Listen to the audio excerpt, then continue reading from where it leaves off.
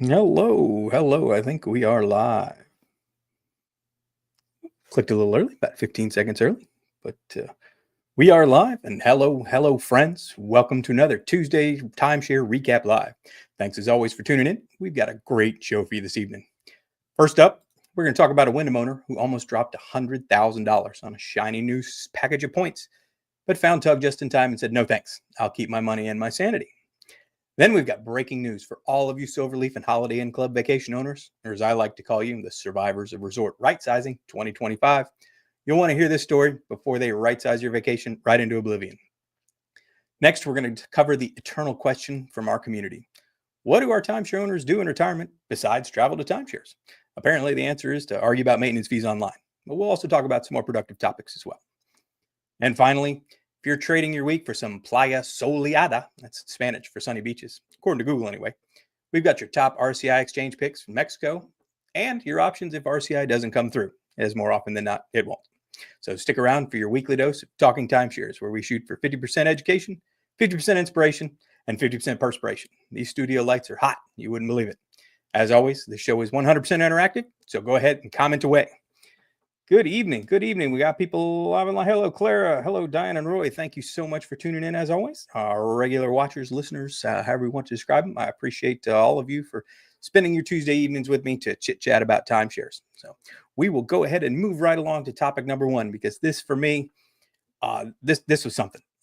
This lucky new owner joined Tug because they apparently went on a Wyndham vacation. Their existing Wyndham owners already had 840,000 Wyndham points, which is a hefty amount for those of you who are not familiar with the Wyndham program. Hey, Jim, how are you? Thanks for tuning in. So 840,000 points, and they go sit through a sales presentation where they are.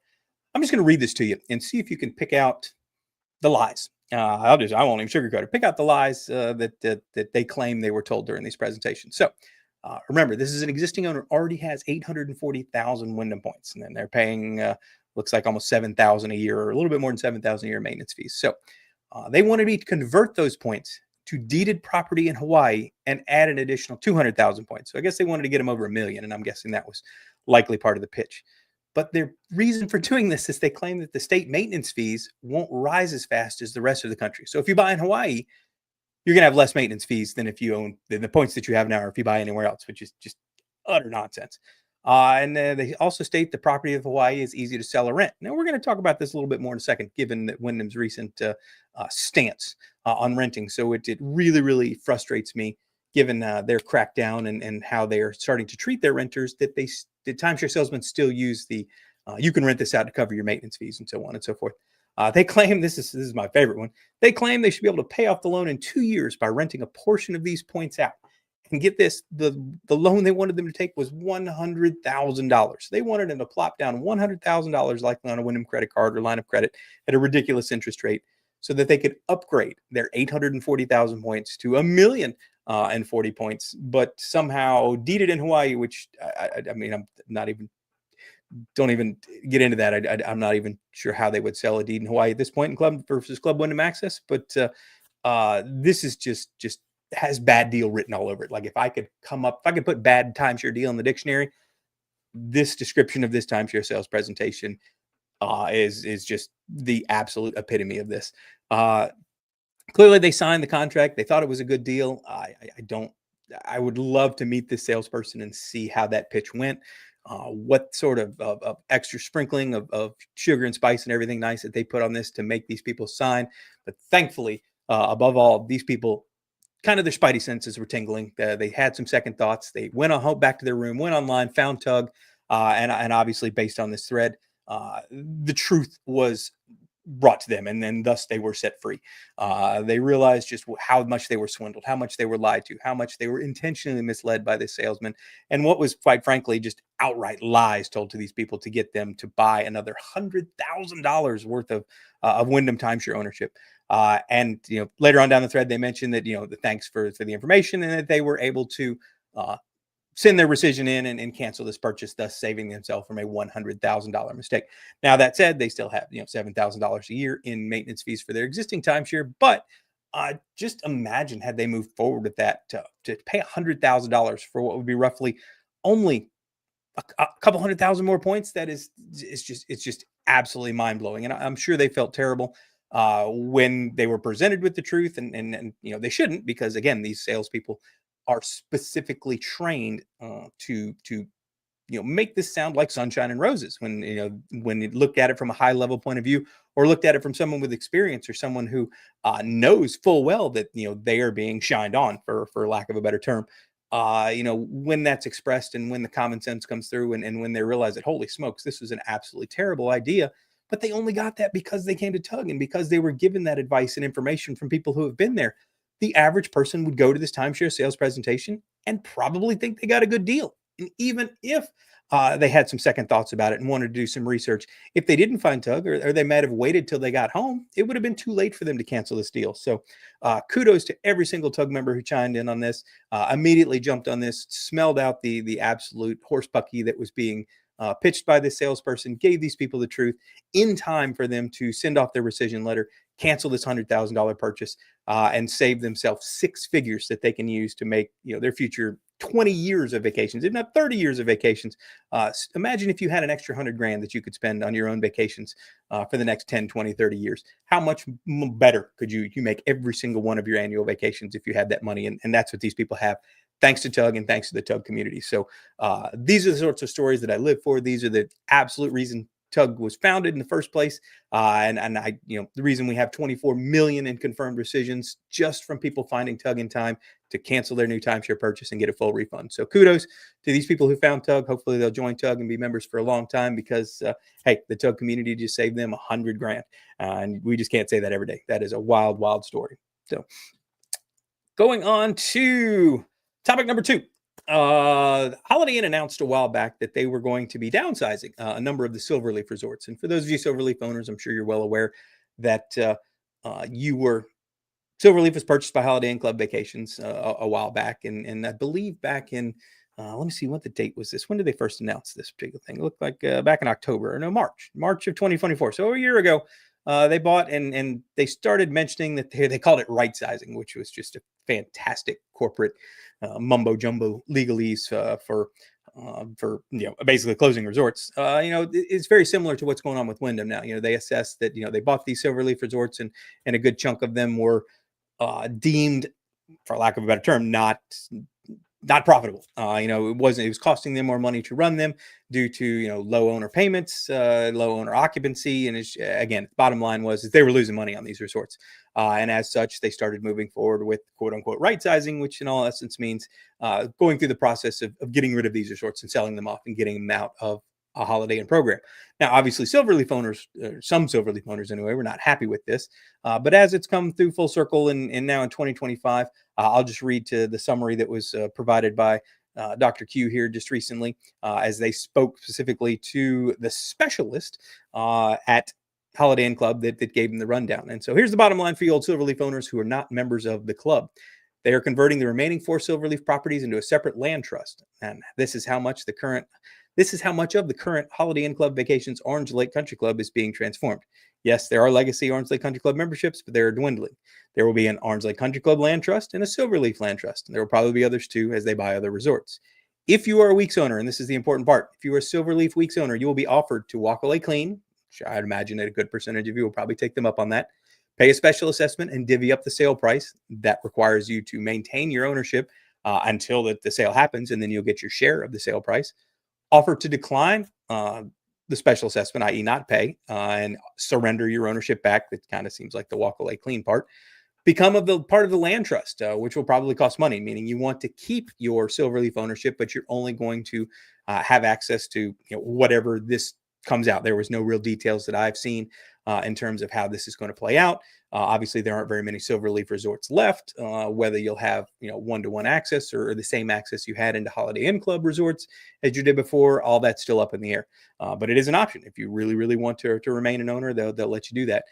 Or you can transfer your deeded ownership to Holiday Hills, which is one of the Silverleaf resorts that they are deeming profitable and they're keeping open. So you do have options, a number of them. I would imagine that I would guess the bulk of the people would accept the option to walk away clean and just wipe their hands of it.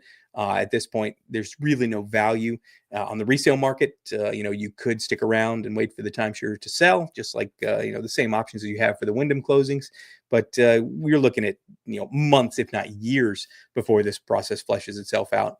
So you'd be waiting around, and yeah, you'll likely get a check at the end of the day. But is that check going to be for a couple $100, $1,000, $2,000? Hard to say. I haven't seen anyone put any estimates on that, but I recall on the Wyndham side, although there are a lot more intervals involved there, so the slice of the pie is going to be smaller.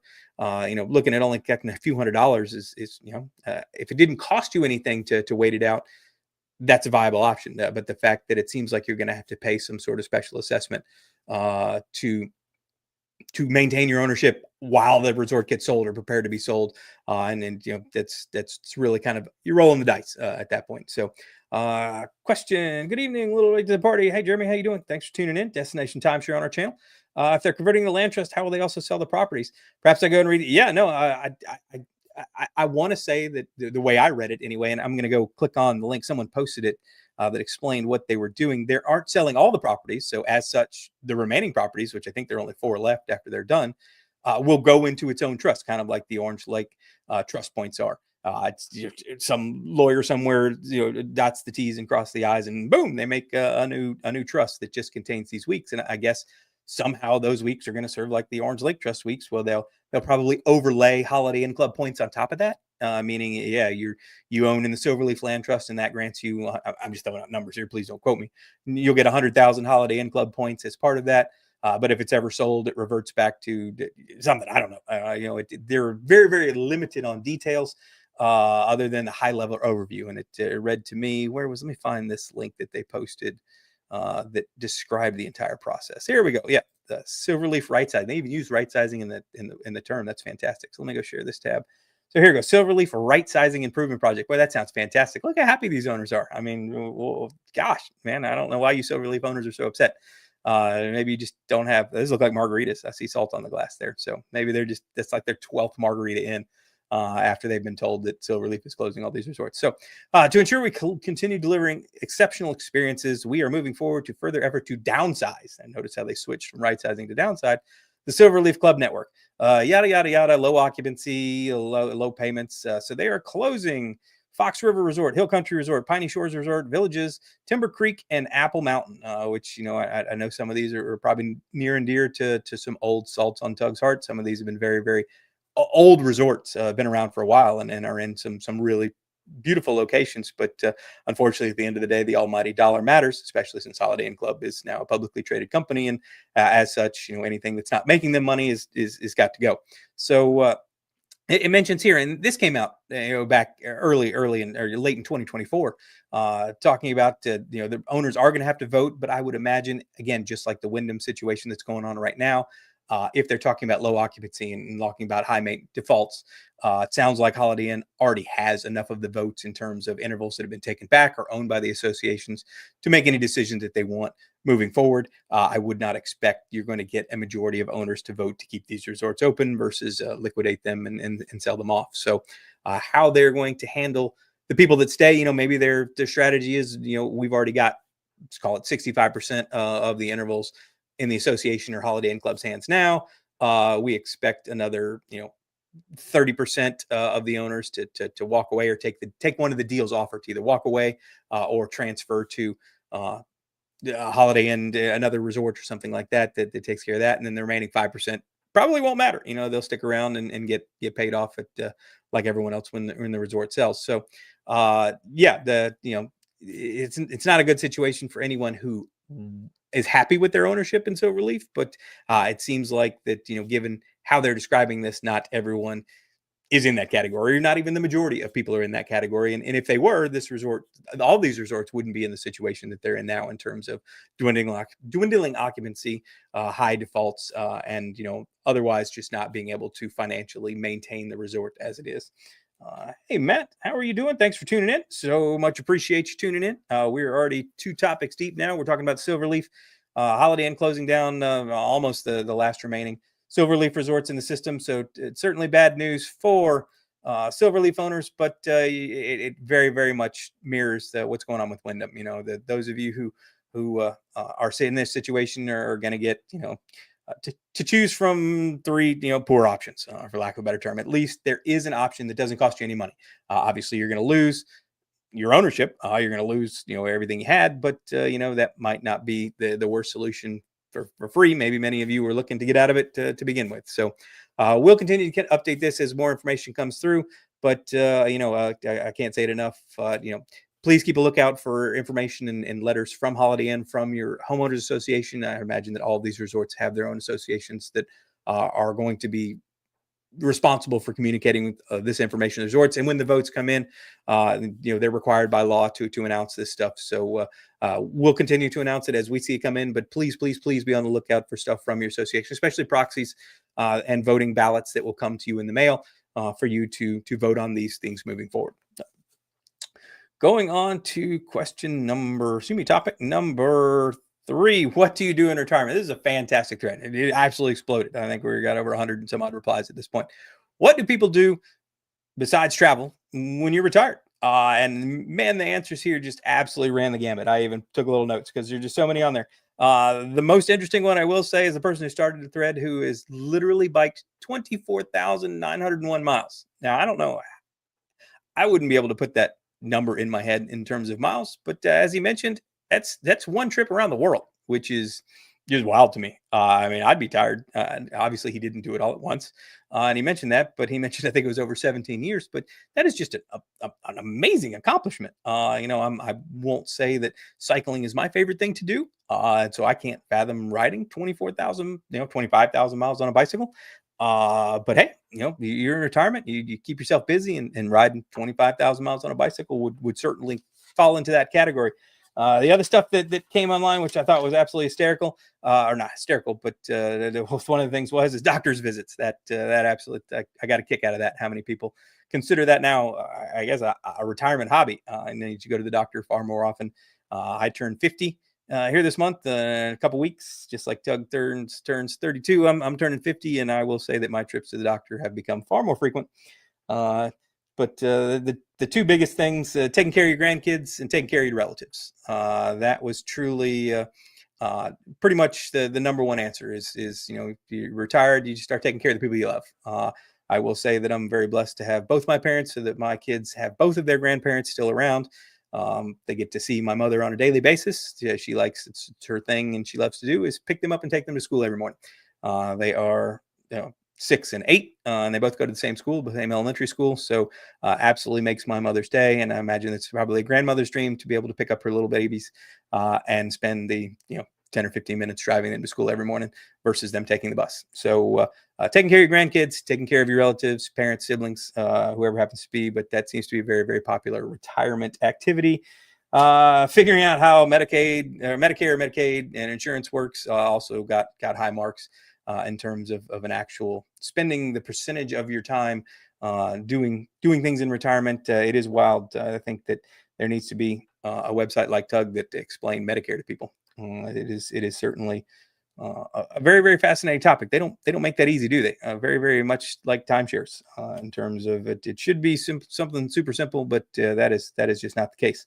I biked 12 miles to town one time as a kid, realized a mistake, then it came to ride back. Yeah, no, it's one thing to ride there, and then you're all tired, and then you got to realize you got to ride 12 miles back home. Yeah, no, it doesn't. So electric bikes, yes, Jim. That's some friends of mine got that, and I thought it was a little silly, even though it's kind of, it's more of a scooter. I mean, it's a bike, it's got pedals, but you don't actually pedal since the bike does all the power for you. But man, they use those things nonstop. Now, I will say, I don't think you quite get the cardio exercise in an electric bike, since you're not actually pedaling, other than they say it was decorative. I don't think the pedaling actually does anything.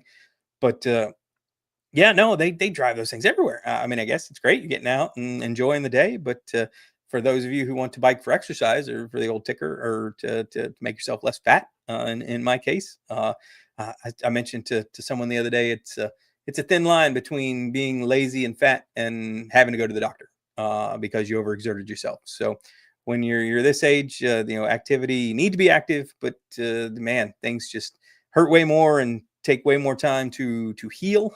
Those things that you used to kind of brush off after a day or two and it'll feel better just seem to linger on for weeks, and joints make more noise, back way more back pain, and man, you just can't seem to get a good solid night's sleep anymore. It just feels like you wake up and you're just as tired as you were the night before. So, anyway, I hope each and every one of you enjoys your retirement. If you hadn't seen this thread, again, all of these topics we're talking about are linked down in the description below. You could chime in. This is a fantastic, still ongoing thread where people get to basically say how they best enjoy their vacations. I saw gardening. I saw the slew, everything anyone can imagine. Card games, you join local clubs. I did see a bunch of people that mentioned about entering senior communities, or what do they call it? Continuing care facilities, where they're absolutely, surrounded by other people just like them, and they're organized activities all the time. Yeah, kind of like a timeshare, full-time timeshare. Don't get on the floor with your grandkids unless you have a solid plan for getting up. No, that's I will say that every once in a while we will let our kids stay the night at their grandma's house, and she is just not. Let's just say she's not as mobile as she used to be, and so she essentially just gets to sit in the chair, and they just kind of orbit around her, and or do all the activities within sight, and everything that she still can be involved with. But yeah, laying down and my little one does jujitsu and t-ball, and you find new ways to tweak different joints, and especially your back, when you for things that you would normally not even thought of. But yeah, getting down on the floor and rolling around with my kid, or teaching him gymnastics, or teaching my daughter gymnastics, or trying to do the stuff, or show her how to do things. Yeah, no, it's very humbling when your body tells you that you are no longer as young as you thought you were. But yeah, kudos for all of you who find wonderful, wonderful ways to enjoy the beautiful second half of your life. And I like to say it like that, in retirement. And I know this is a really great thread to read and see what everybody does to keep themselves active, even though it didn't really have anything to do about timeshares. And the final topic that we're going to talk about today is Mexican timeshare exchanges. Now, for those of you RCI members and visiting Mexico, I think that the biggest gripe that I hear from people is there's so few resorts, or all the resorts you want to go to seem to be mandatory all-inclusive, meaning the price to go to the resort is super appealing, and then just, man, that's amazing. That's a super cheap price for such what looks like a beautiful room at a beautiful resort. And then you see the all-inclusive fee, which in some cases is hundreds of dollars a day. So you're spending way more to have to pay for that all-inclusive option, which it is nice that you don't have to pay cash for anything. All your food and drink is included in the deal. But when you're sub $2,000 vacation at a penthouse on a beautiful beach somewhere, just now turned into a $10,000 vacation because you have $5, $6, $7, $8,000 in all-inclusive fees, depending on how many people are staying there. That is a way less value for your vacation dollar, so to speak. So there were a couple options that people mentioned. The Mayan Palace, Puerto Vallarta, no resort fee, and they do have the 1 in 4 rule, so you'd only be able to go there once every 4 years through an exchange anyway. There was the other option that someone Bougainvilliers. That was a wonderful. Someone mentioned that, and it got tons of feedback on an amazing resort, not off the beaten path, but not one of the super high popular resorts that everyone wants to go to. I heard of it in the past, but not something I was terribly familiar with. But now, as one of the couple options there that don't have any mandatory resort fees for those of you looking to exchange into RCI and going to Mexico, that seemed to be the highest rated one, or the most suggested one by multiple people to allow you to exchange for what you have. Now, that said, that obviously means that since there wasn't a ton of options in RCI for staying in Mexican resorts, now there are, but again, we're talking about without those mandatory all-inclusive fees, your options for staying in Mexico at one of these beautiful resorts without doing an RCI exchange, this is where renting on Tug just absolutely blows things away. The Royal Resorts are, year after year, for going on a decade now, the most rented timeshares on Tug. Royal Sands, Royal Haciendas, both of those two timeshares kind of flip-flop back and forth as the number one rented timeshares on Tug. And as someone mentioned down below, if you rent from an owner, you are not subjected to the daily resort fees, which just makes them an even better deal. So if anyone's looking to go to Mexico and you can't find what you're looking for in RCI, you have the ability to either use your vacation doing something else, rent your vacation out, but actually look at renting a timeshare from an existing owner on Tug, or wherever you find your rentals at.